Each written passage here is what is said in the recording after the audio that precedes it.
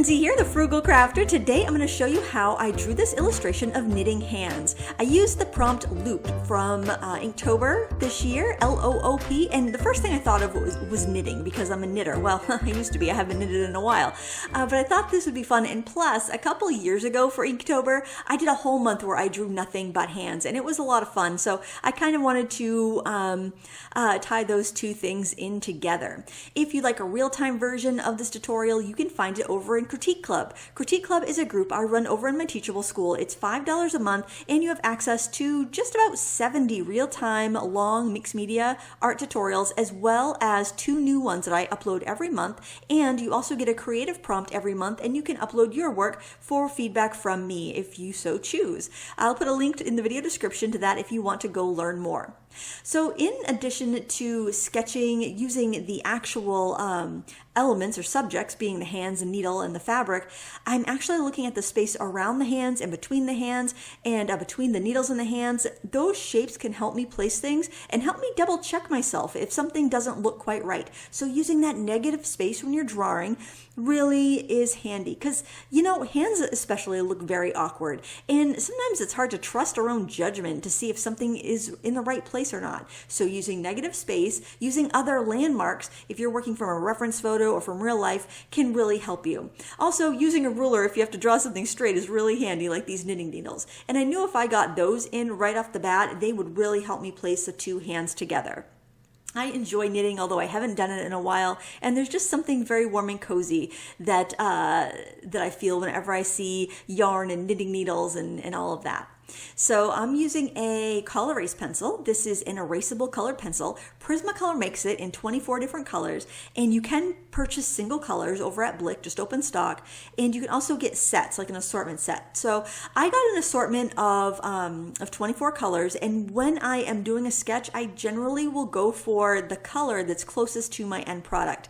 Now, doing skin tones, I love to use red or reddish brown, maybe sometimes a purple. I try to get something that is going to be hidden in the undertones when I go ahead and add my first layer of alcohol marker. It also works with watercolor. They don't dissolve, but they just get really muted when you start adding watercolor to them. So I like it because I keep my lines. They don't blur away, but they just kind of mute out. I'm starting off with a really pale blue marker, and I'm using the pastel set from Artx, A-R-R-T-X. I'll put it in the video description, so you don't need to jot that down. But they recently released a pastel tone set of really clean pastel colors, and I've been using them a lot for my Inktober sketches. The paper I'm using is the toned mixed media pad from Strathmore. It comes in toned gray, toned tan, which is I'm using today, toned green, and toned blue. I love working on the toned surface because I feel like my drawing looks a lot more complete when I'm done. Now, the downside to working on the toned surface when you're using alcohol markers is that your ink is going to look a lot darker. So do you see when I first put down ink how it's pretty dark and it just looks almost like a dark brown? It looks like a darker shade of the paper, like the paper's just wet. But as it dries, then you see the color emerge. So it can take a little bit to get your bearings when you're using an ink or another transparent medium on the mixed media paper. Oh, this mixed media paper also comes in white. So if you love the surface of it, but you don't like a toned surface, you can get it in white. And it's very reasonably priced. I think a pad of 9 by 12 is around $13, and I think there's 15 sheets in there. So I think it's pretty fair for the quality that it is. Now, I started going over everything with just kind of like this pale peachy pink color, and honestly, I could have gone in darker with those, but I wasn't sure, and my biggest tip for alcohol markers, I would say if you're not sure, go with a lighter tone. And one of my other tips that, and it's not so big of a tip now because there's so many affordable options out there, but back in the day when you pretty much had either Prismacolor, Copic, or permanent markers from the office supply store as your options, I would recommend getting a large pack of the like Sharpies or Bic markets and then just picking up really pale shades from like Prismacolor or Copic so that you could blend and you could really maximize the colors by like picking up color with those lighter shades, picking up the darker color with the lighter shades, and bringing it to your artwork that way. So having a whole pack of lighter shade markers can be really useful, especially if you already have a bunch of permanent markers kicking around from, other DIY projects. I'm also using the Deco color set from Arteza, and I'm also using their skin tone set. I don't think I use much of their skin tone set, but mostly the deco tones, because that had a lot of your basic colors, but it had a pastel, medium, and dark tone. The pastels in that set are not as light as the pastels in the Ardex set, but soon after I started working on this paper, I realized I needed to go with a darker color.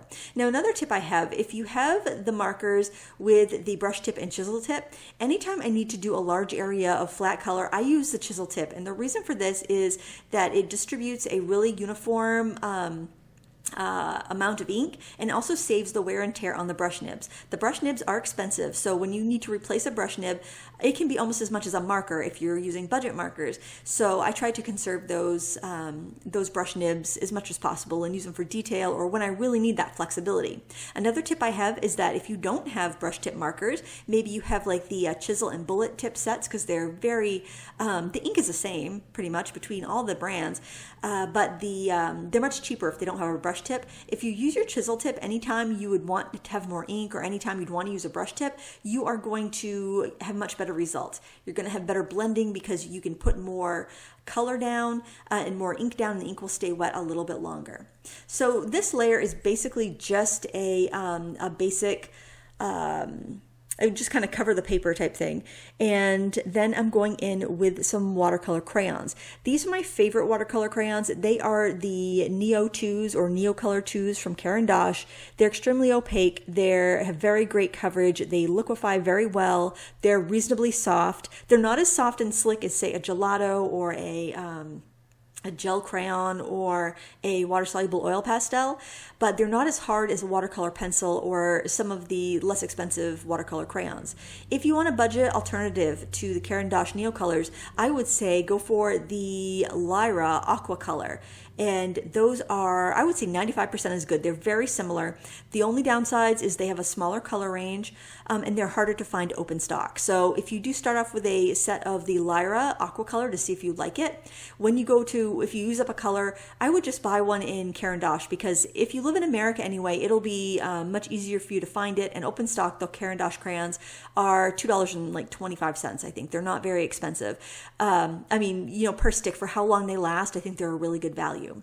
So after I've put down some of the watercolor crayons, and I don't have to have full coverage because I have that ink underneath and I also have the tone of the paper underneath, I'm just using a slightly damp brush to liquefy the color. So I don't want, you can get a watercolor effect if you want with these crayons. However, that's not what I want here. This mixed media paper it will handle ink, it will handle some watercolor, but I don't want to soak it. It's still a cellulose paper as far as I know.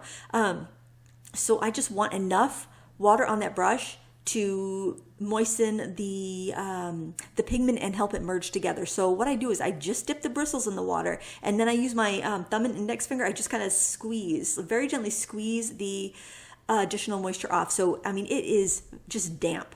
And you can go for a long time before you have to re-wet it. So I cannot stress that enough, because that's the biggest mistake I see people making with this technique in watercolor crayons. Their brush is too wet, and what happens if your brush is too wet, you just wash away the pigment that's there, and that's not what you want. You can sharpen these crayons to be able to go in and get a little more detail. And if you do decide to sharpen your crayons, I recommend you save the shavings in like a little pill organizer from the dollar store or a small palette, and just add a little water to them and make yourself a little palette of the watercolor crayon shavings. That will come in handy when you need to cover larger areas. And I've done that for years, and it's wonderful. You do not have to waste a bit of the watercolor crayon. My only other tip would be to make sure you peel back enough of the paper before you try sharpening it. Otherwise, you're going to have paper shavings in your palette, and then you'll have to deal with that when you're trying to liquefy some pigment for painting. The watercolor crayons, I think the thing I would most closely associate it with, as far as other media, would be gouache. It's like gouache with a little bit of a waxy sheen to it. So if you were doing a gouache painting, for instance, you could go over that with colored pencil, pastel pencil, no problem. The difference here would be if you're using watercolor crayon, it's still going to have a little bit of a waxy surface. So using a pen over it, using a a pencil over it, it's going to want to either scrape away or just skip over the surface of the paper. So that would be the big difference. But as far as using it, they're very similar. You can do gouache over the watercolor crayons though, if you need to layer up more and you just can't get any more pigment to stick. This paper that I'm using is pretty smooth, so I'm not going to be able to put like gobs and gobs of any media on it. It's going to be, you do your absorbent media first, and then you can go over with more of the media that would lay on top of the paper. But, it's not really, it's not rough enough to do pastel or anything like that. You could probably do some oil pastel, but you're still going to run in with issues because it is a very smooth paper. In fact, it's great for markers because of that. It's not going to tear up your nibs. It's not going to ruin your fine liners. It's really good for that. For that type of thing. Now, I wouldn't fine line this piece because of all of the watercolor crayon. Fine liners would definitely clog up if it picked up that watercolor crayon. Even if it's just a thin layer, I think we could get some problems with our fine liners. They don't like to have any sort of film of any other media on them. They just don't respond very well to that. Trust me, I've ruined enough fine liners over the years. What I love about the watercolor crayons is that I can keep adding, I can keep highlighting, I can keep fussing with it, and I think it's so fun. I love doing colorful skin tones because if you look at your hands, you're going to see pink, you're going to see yellow, you're going to see, like if you're looking at my hands, because I'm like quite pale, especially, if it's not the summer, I can see blue veins, I can see undertones of green, I can see undertones of pink and yellow. So it's not like Caucasian people are all just peach or apricot colored. It's just like not all black people are shades of brown. We have these red and orange and yellow and purple and blue undertones to our skin that we want to represent. That's what makes them look lifelike.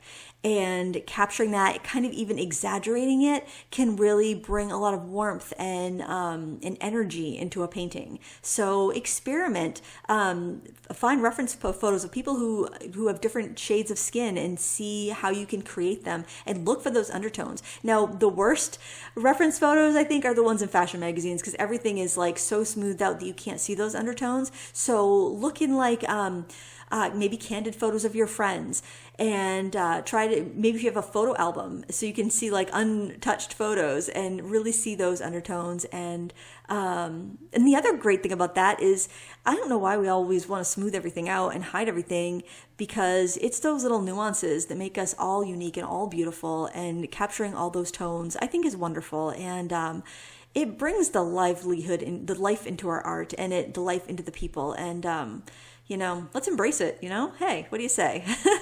Lindsay's body positive memo for the day. I don't know.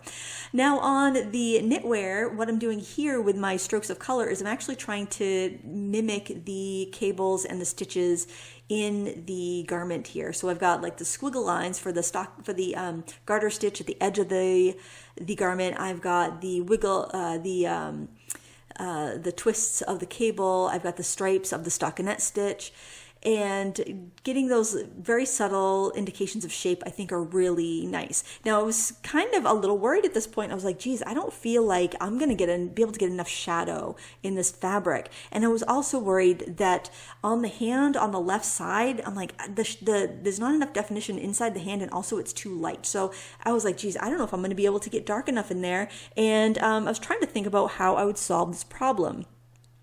But luckily, I found another supply that I can use on top, and I will reveal that to you in just a couple minutes. When you're layering up your media on this slick paper, you will probably want to lay down some color, blend it out with a damp brush, let it dry, and then you can layer more on top. So it's important to keep that in mind. You don't want to wet the paper and then try to go in with the stick of color when you're on a smooth paper. Now that works great if you're working on textured watercolor paper, because it's got all those bumps and ridges that basically act like sandpaper, and it will grab that pigment whether the paper is wet or dry. But on the smooth paper, you really got to make sure that's dry and then layer on top of that. If you go in with a watercolor crayon on wet paper, what's going to happen is you are actually going to end up flattening any tooth that remains on that paper. Your crayon is just going to want to slide over the surface and not really deposit much, and it's just going to kind of leave an oil slick behind. It's going to be difficult to cover up. So just keep that in mind. Don't rush. Dry the paper, even with a heat tool or a hair dryer, and then you'll be able to layer more down. That's something that kind of comes with experience, but if you've just kind of been rushing through and you've never used them before, it might be something that gives you a little bit of an issue. I absolutely love the tones of yellow and green in the Caran d'Ache line, especially those buttery yellows and the white. Those pastel tones are just so good in this media. Now, the downside to this being an opaque media is that it does struggle with your more dark and saturated colors. So saturated yellows great because those tend to be more opaque. Even in watercolor, your yellows tend to be opaque. But colors like red, it has a hard time because as it has those opacifiers in it, it kind of makes your reds almost a little bit pink and muted. Same thing with your really, really dark greens and dark blues. So just kind of keep that in mind as you're working with Caran d'Ache. You may have a hard time, or the Neocolor 2s, I should say, you may have a hard time getting the really rich saturated colors when you're in the darker end or the darker value range. Kind of like that fabric there, I could only get so dark in the shadows because of that particular kind of viridian tone. It just didn't go very dark in this line, and I didn't want it to be muddy. Now, if you need to sharpen your pencil or your crayon, that's what I mean about putting it in a palette, adding a little bit of water to it and making yourself a little paint.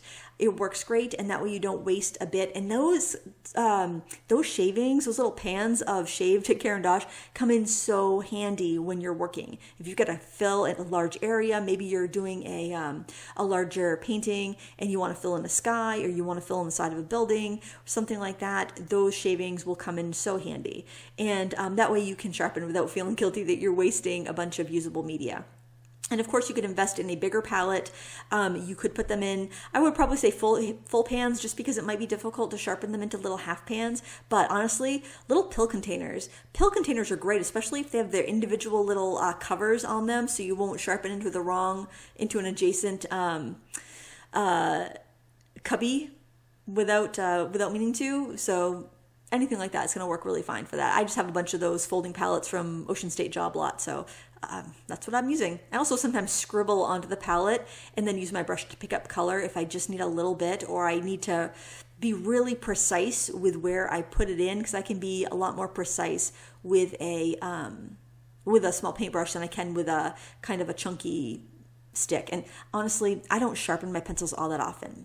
Now, this supply right here is where I'm going to go to get those darker values. Now, these are real brush pen style markers.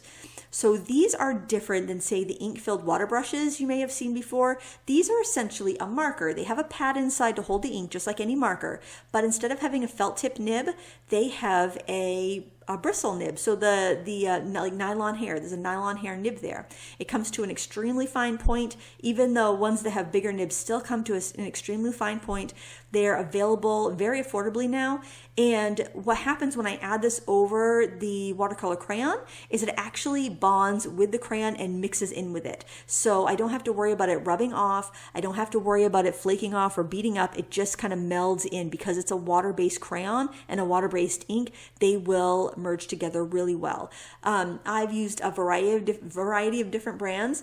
The Zig Real Color or Zig Clean Color Real Brush Pen are probably the most famous. They're also the most expensive, but they are available open stock if you just want a couple colors. Like maybe you've got the Caran d'Ache already and you're like, man, I wish I had a dark red and a dark green and a dark blue, and you just want those punchy colors to do this technique with. You could just go buy the colors you know you're going to use. But I will say there are some really wonderful affordable brands on the market if you want to buy a set. Arteza is good. Ohuhu Natural Aqua Brush is one of my favorites. Color It has a good set, and they sell refills as well. They have 24 in their line, and they sell refills. Let's see, the Mozart there, that's a non-refillable one, but it's good. I would say the Color It and the Ohuhu Natural Aqua Brush are probably my favorites, just because you can unscrew the back and you can drip in ink refills if you have a matching ink. But they all essentially work the same, and they are very affordable. The ones that you refill are generally more expensive, but I think they're all cheaper than the Zigs, and the Zigs are disposable. And I'm very conscious of that. I would prefer to just refill what I have, especially if there's no problem in the working ability of it. Like I will tell you, like I refill my alcohol markers, but for some reason, black alcohol markers, even when I refill them and I have a matching ink, I find they get kind of sticky and gummy. But other colors, I don't really have an issue with that. So for the most part, if I can refill, I refill. And then it works out great because I like to have a lot of different brands, so I can use them in classes and just refill them if they go low. And I did reinforce my shadows inside the hand there where I was thinking it was a little too light. And I'm going in and adding some darker tones on the nail polish with the darker red marker there. So, and of course, I know you guys live in all different parts of the world, so I would say look in your local stores, look on your local Amazon and see natively who has the best price, because honestly, I think they're all being made between a couple factories in China anyway, except for the zigs, they're made in Japan. But, there's not a big difference between them. Get what's in your budget, especially if you're just experimenting. But if you definitely want something refillable, check out the Color It or the Ohuhu natural aqua brush. Make sure it's a natural aqua brush with Ohuhu because they have a couple. And I'm using some pinks to just kind of zhuzh up the color a bit. When I use the really pale tones here, it's just going to slightly alter the color. It's not going to be really, it's not going to change it a lot, and I probably won't need to go over and blend it if I'm using a really pale shade. So keep that in mind just for those subtle pushes of color. Like this yellow is a little more vibrant, so I probably will go in and soften it a little bit with a damp brush. But I really love the color in the skin, and I like to play with that. I love playing with color. I love adding a little bit extra color because for me, I think it just adds life, and I like it. So you can do whatever you want. And here I'm just blending with a damp brush again to smooth out any of the colors that seemed a little too harsh or just kind of stuck out a little bit. I'm still struggling with the inside of that hand because it just looks so awkward. It's one of those kind of like trusting what you really see and trusting what you think you see, and kind of settling somewhere in the middle, I guess. And I don't know if you caught that technique a second ago, but I used the brush to pick, and you have to have the brush a little bit wetter, but I used a wet brush to pick up pigment from the crayon and brought it over like I was using a pan of watercolor, basically. And some artists will actually slice little discs off of their watercolor crayons and put them in a palette so they can use them as like a travel watercolor set. There's so many ways you can use them. I have the American Journey watercolor sticks, and I use them kind of in that fashion. They're not quite as opaque as the Caran d'Ache. They're more, I would say they're more pigment and less wax, but you kind of need that waxy binder to get that opacity that the Caran d'Ache have. It's personal preference. I'm not saying one is better or one is worse. I think they're both great products. Just depends on what you like. And isn't it wonderful that we live in a time where literally we can find the precise product that we want? If this marker is too juicy, we can find one that's drier. If this marker is too dark, we can find one that's lighter. If this brand has a tip that's too big, we can find one that's smaller. If this one's too transparent, we can find one that's more opaque. We really do live in a wonderful time for choice. The downside is there's a lot of very similar products out there that we can end up getting too many things that are too close alike if we're not careful. So now I'm just using a small round brush just to put some like bright highlights. I'm using some like Dr. P.H. Martin's Bleed Proof White to brighten up some highlights, and I tend to put it down and then kind of smudge it with my fingers so it's not too garishly bright. But yeah, that's pretty much how I'm finishing these off. Now, if you love this technique and you'd like to see a real-time version, now this is in Critique Club, a real-time version of this, but I also did another artwork in the same technique over on my YouTube channel, or here on my YouTube channel. You're already here, right? And it was a live stream I did this week, and it was a crocus tutorial. So if you'd like to see this technique done in a botanical fashion, then go ahead and give that a watch. There will be a few sections in that video where I stop and I answer live viewer questions, and you can just skip past them if you're not interested. But if you want to learn more about this and you want a real-time tutorial on this technique for free, that's there on my YouTube channel. I'm adding a little bit of a drop shadow here with some gray markers. I think I used my Blick Studios because I had them there, and just put that underneath the knitting just to give it a little bit of ambiance and placement against the table there. And I'm also adding it underneath the little string at the end. And that pretty much does it. I hope you enjoyed this tutorial. I hope you check out the real-time version in Critique Club. I'll put a link in the video description. That's the look of the paper pad I used. And I want to thank you so much for joining today and seeing how this came together. And I hope you give this technique a try. And if you do, let me know how it turned out. Thanks for watching. Until next time, happy crafting. Bye.